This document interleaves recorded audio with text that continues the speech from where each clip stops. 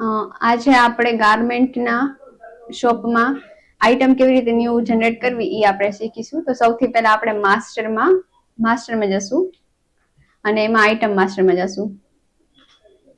હવે આપણે ન્યૂ બનાવવા માટે F2 પ્રેસ કરશું અને આપણે અહીંયા પ્રોડક્ટનું નેમ મેન્શન કરશું, જેમ કે લેડીઝ ટોપ.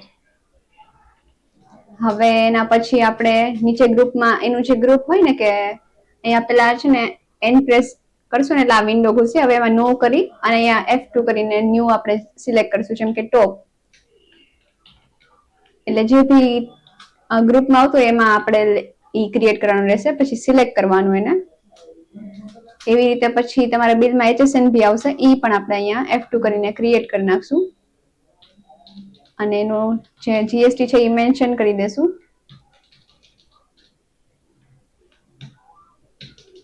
અને પછી Ctrl W થી સેવ કરશું. આવી રીતે આપણે આઈટમ ક્રિએટ કરશું.